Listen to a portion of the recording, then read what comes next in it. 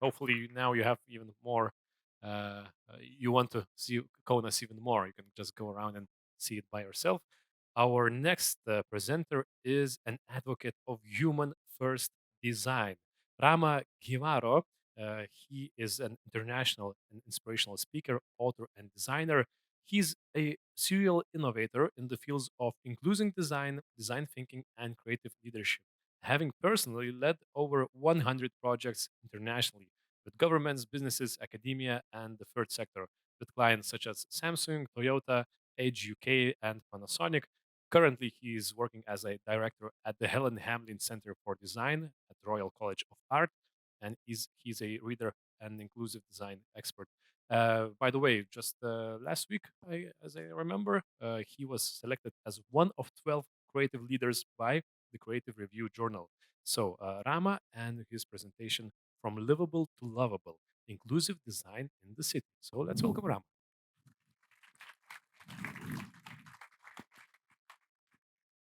Thank you so much. And every time I see that haircut, it gets more shocking every time. And now it's like 3 meters high.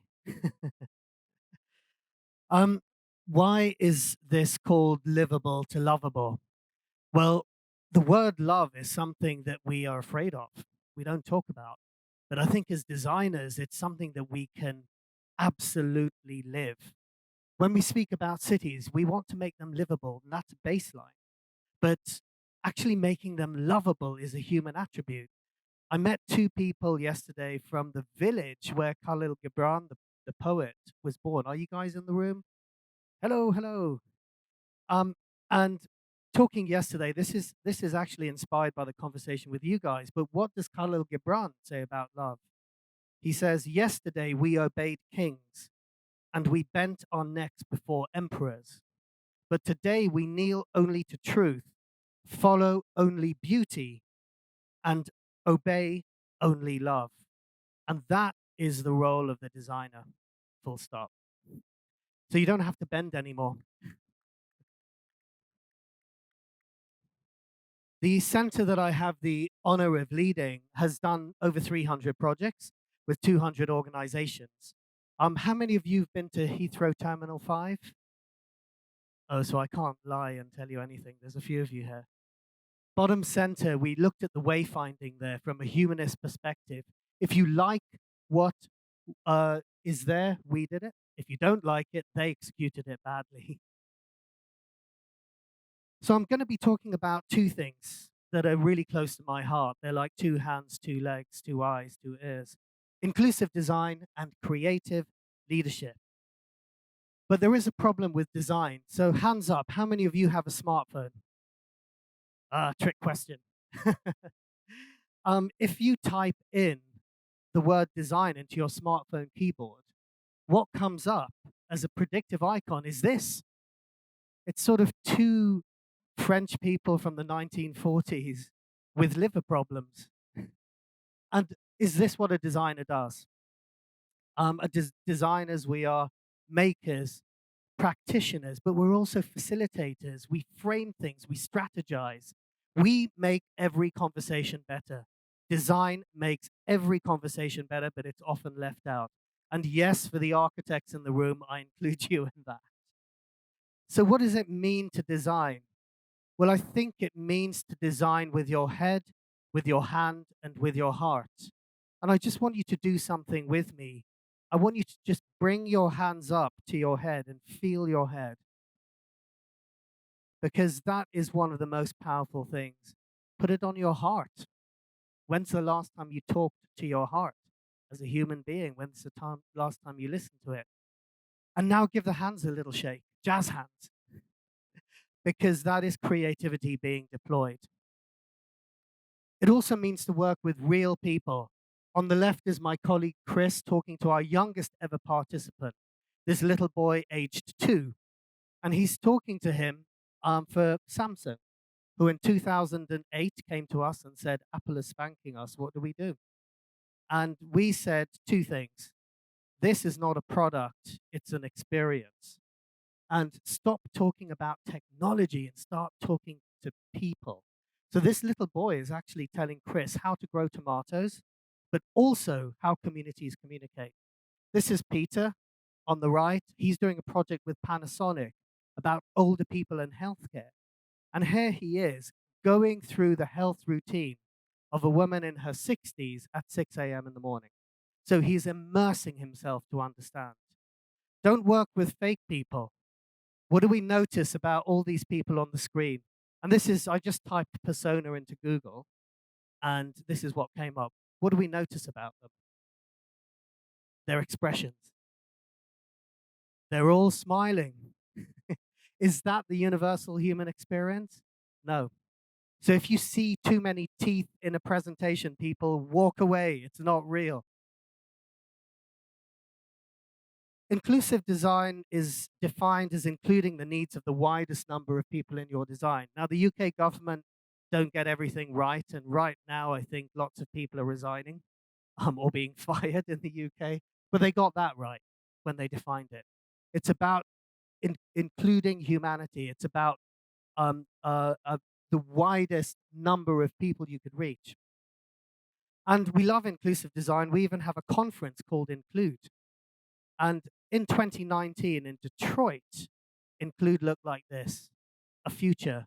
It was young, black, and female. We've written books on this. So this is my colleague, Oni Eichhaug, who's, I always think this slide, you can play the game of spot the Norwegians. So she's the Norwegian on the top left. She was editor in chief of this book, Innovating with People, the Business of Inclusive Design. Inclusive design at the center, we say, is a triangle of possibilities. At the top is inclusivity, which is equity across four axes I'll talk about. Bottom left, it's about social sustainability alongside the economic and environmental. Uh, the social is often forgotten. You know, Greta Thunberg, thank you, you've championed environmental, but the social, how it lands with people. And the best thing I heard from COP26 was an American activist and lawyer, James Gustav Speth, who said, I used to think the real environmental problems were biodiversity loss, climate changes, etc. They are actually selfishness, greed, and apathy. And for that, we need a spiritual and cultural transformation. And again, love is a powerhouse. And I'm going to talk about leadership. So the four axes that we look at, these are an entry point for exclusion. People can be excluded in many ways: class, economy, geography. But these are four basic ones: age, ability, gender, and race. The same sun rises and sets on us all every day, but our experience can be radically different depending on this. There are also axes we can identify with. I know what age, ability, gender, and race I am or that I have. And age means all ages. And there's some surprising things here. So if I was to ask you by a show of hands, how many of you think the under 30s are more likely to care about the environment than the over 60s?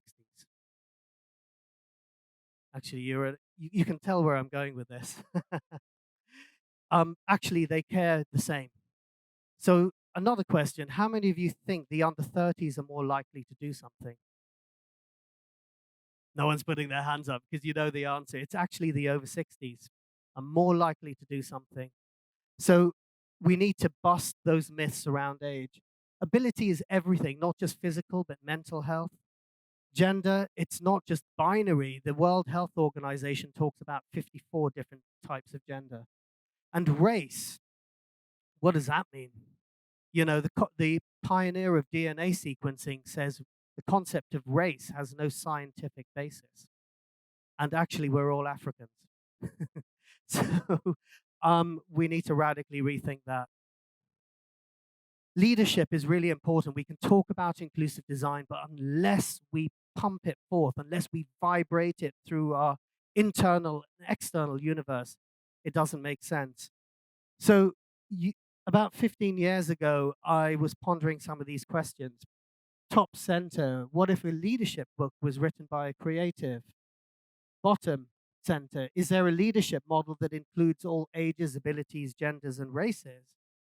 And bottom right, can inclusive design help fix broken models of leadership? So in lockdown, when I wasn't traveling, I wrote a book. And that's the advert, that's the book. It exists. I can't actually believe it. It's here, and it asks these three questions. Can creativity fix broken models of leadership? Because we can apply creativity to almost everything else. Empathy is core, but what other values balance it? And then finally, how do you achieve clarity in practice? And the book, which is available from those places at the top, has been really received by a lot of people. And I just wanted to flash some of that up on screen because it's, um, today was my 2000 Instagram post, and I actually posted these people because for me, I only thought maybe 5 or 10 people would read the book, but someone even got a tattoo of some of the principles, and I would never do that myself. That's dedication for you. But this is something that it just speaks back to me that we as creatives also need to take a leadership stance. We also need to have the tools for that. And the framework that we talk about are these three things: empathy, clarity, and creativity is the model. And we worked with a neuroscientist to develop this over the last decade. And remember, I made you touch your head, your heart, and your hands. Empathy is heart, clarity is head, creativity is hands. So, an easy way of remembering this is head, heart, hands. It's for three types of people: established leaders, which is a small amount, emerging leaders, and the most important group, which I am in, is those who are never expected to be leaders. And I was never told I could be a leader. I was never put in charge of anything. And my final school report said he's so shy and so quiet that he'll only ever function in an academic setting where he doesn't have to present. So when I did a TED talk, I sent that to my old headmaster, and I was like, you were wrong. um, but the introvert is still within me, so I love you all. You're lovely people. But when I go home this weekend to London, I'm going to watch the grass grow. I'm going to need to recharge. And it's based on these principles that everyone has leadership potential to lead yourself first and then lead others. That creativity is a universal ability. It's not just limited to people in this room. That empathy is the hallmark of a 21st century leader, and that clarity is a link that aligns vision, communication, and direction. And that is the missing glue. These three need to work in tandem. They need to balance each other. Sometimes when you run out of empathy, only clarity is left. And they are a spectrum. You can have no empathy like the Godfather, too much empathy like the Dalai Lama. When coronavirus hit, there was a complete lack of clarity. Could you catch it over Zoom? Could you catch it by looking at someone else?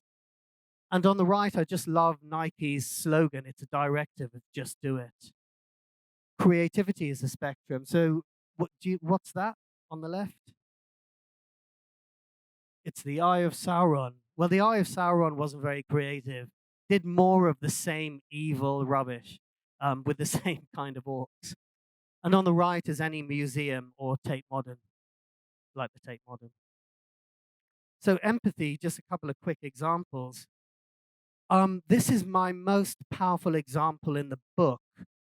And it's a £1 billion ed tech unicorn. It's called Kahoot. It's used in, there's over 40 million unique subscribers. It was created by a designer, this guy, Johan, on the left. Johan Brand, he had difficulties learning. He had learning difficulties. And he wanted the educative experience to look like this on the right. Why is this girl so happy? She's just solved an equation, and she's done that with her classmates. So that was the learning experience he gamified and created using Kahoot. So when he floated on the stock markets, they were valued at $1 billion. Everyone wanted to talk to him. And what do they want to talk to him about? Money. So what did he want to talk about? So in the book, he said, "Thank God you're interviewing me because I can say the reality of what I do as a designer. We're not making enough great creative-led businesses, number one. But this is the important thing, this word. connecting and being joyful, that's the gift the world needs. That is what drove a £1 billion edtech unicorn, joy. And joy is almost love in action. Clarity, well, Satya Nadella, a really sort of humble leader, said this: clarity is the most important attribute that any leader can have, and it's often underestimated. We only found two books on clarity when we were doing the research. Here's a very simple example of that. Who knew glasses were racist? This guy saw this, Akeem. He was a designer who realized that what glasses weren't made to fit the low landmarks, the face landmarks of people with low and wide nose profiles. And his company has now really sort of taken off, but it looks at that. Creativity. And this is the final sort of piece where I actually come back to the city. How do we measure the city? How do we turn livable into lovable? How do we bring those aspects of love and joy back into this? Well, part of it is metrics. About 10 years ago, we've been working with architects to look at what are the metrics of the city? What are the metrics of success? And people often talk about dwellings per hectare or habitable rooms or beds per hectare. And I'm like, what has my bed got to do with you? City of London. So we started to look at what if you were to look at things like, smartphones per hectare or ASBOs, which is an antisocial behavioral order per hectare, um, fertility rates, carbon credits, number of Starbucks per hectare, or IDES per cubic meter per minute per hectare, and I had to put that in. So what are the measures of what is actually going on in the city that turns it from livable to lovable? We are currently doing a project, and I'm flagging this up in case anyone wants to join in. But with architects Cartwright Pickard, we are looking at architecture for later life. One of the things that sort of came out is if you design a space for everyone, it will work for nobody. Inclusive design used to be about one size fits all. Now it's about one size fits one. Choice is incredibly important because they're different triggers for us that bring us joy, individual triggers. So choice is important. And this is just a page of research. I don't want you to look at it too closely. Apart from the circle on the top right, we're getting people to describe their space. But this at the top right says, what is my health, my happiness, and my fears? And this is the kind of information we love as designers. We live off as designers. And it translates across countries. So if you look at this, with 5 different countries, everyone had something to say about happiness. How do we model the city? How do we understand what's going on? So this is a visually impaired person. How do they navigate the street? And one thing that struck us is you cannot see another person's tears through your own. So you have to be in a certain empathic space with yourself to empathize. And what you see here is memory is the pink blobs, sight is the blue blobs. So for a fully sighted person on the bottom right, sight is what we use, but for everyone else, it's memory and other things. And sometimes it's about services in architecture. There's a term called service architecture. And this is a public toilet map, which just shows you where the toilets are. Because the one great leveler is when you need the toilet, you need the toilet. This even translates into critical places. This is a river in Ireland, the River Foyle, and it sees a huge amount of incidents of suicide. Rather than putting up barbed wire, we created this lighting installation, which is a piece of architecture, a piece of urban art, and you can digitally interact with it. But it turns this place of aspiration, of desperation, into one of aspiration. Moving around the city, the British government asked us who should be the first users of driverless vehicles. And our answer was people with disabilities. Why can't blind people drive? They're like, if you were to create a piece of tennis equipment, you'd get Serena Williams in. So disabled people for us are like the Serena Williams of design. They will absolutely test something. But then we had a bit of fun because we are designers.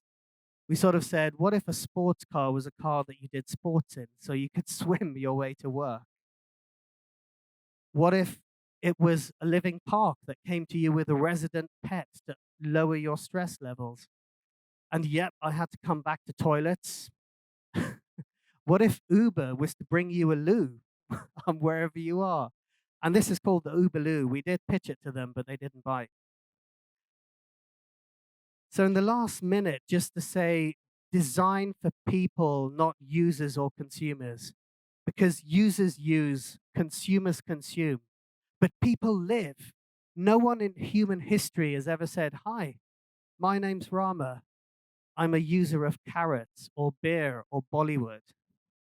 People say a little bit about themselves. So think about the full dimensions. Designed for aspiration and not desperation. And the great philosopher Denzel Washington said, when you pray for rain, you've got to deal with the mud too. And that is also part of innovation.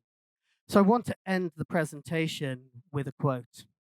And this is from India's poet laureate, Rabindranath Tagore.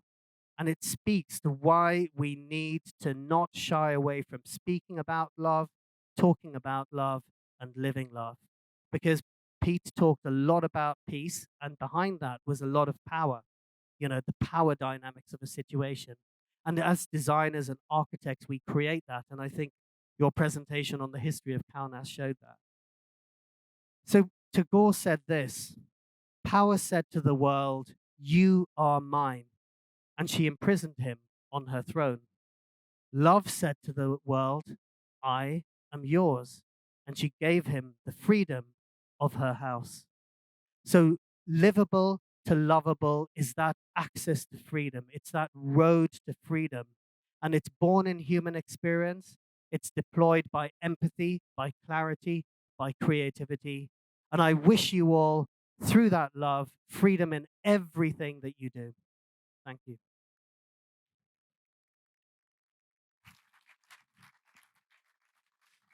Thank you. Very inspiring. And we do need an Uber Loo. I think we should all call Uber to do it. I need one now. Also, to see an Tagore quote in the design presentation. So it was inspiring. Who has any questions to Rama? Yes, we have some over there.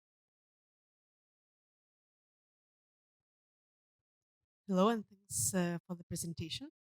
Uh, I'm curious, do you see a potential of such a thing as more than human-centered design, where, for instance, animals and plants and other, elements of the everyday life of our Yeah, planet are as equally important as the human perspective? Thank you.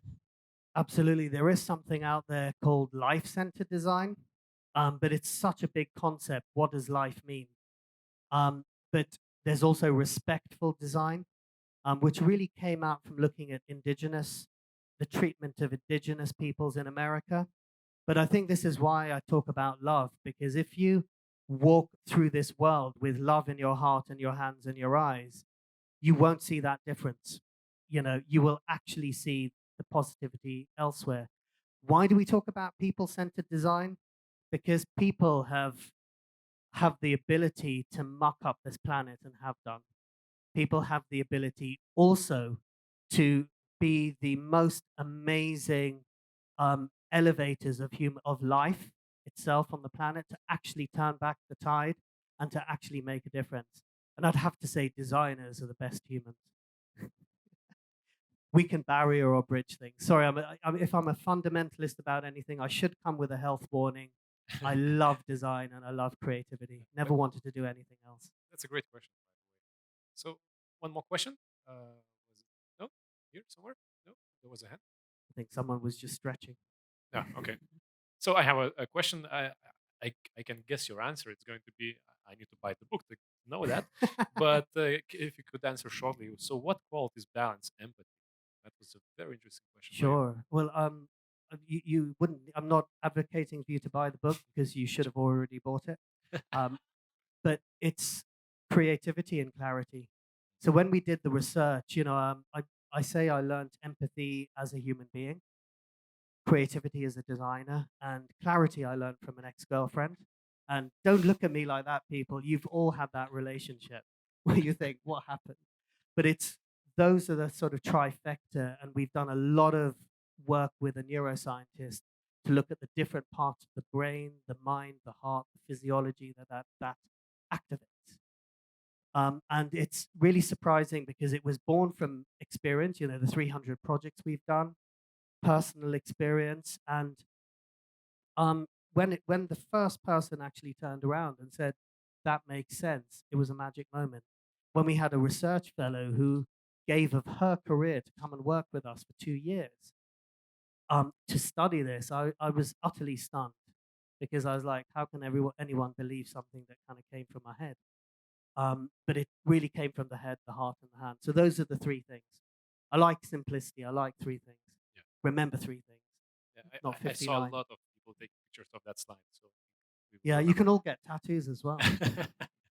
That was a very lovely presentation. A round of applause for Rama. Thank you very much, Rama.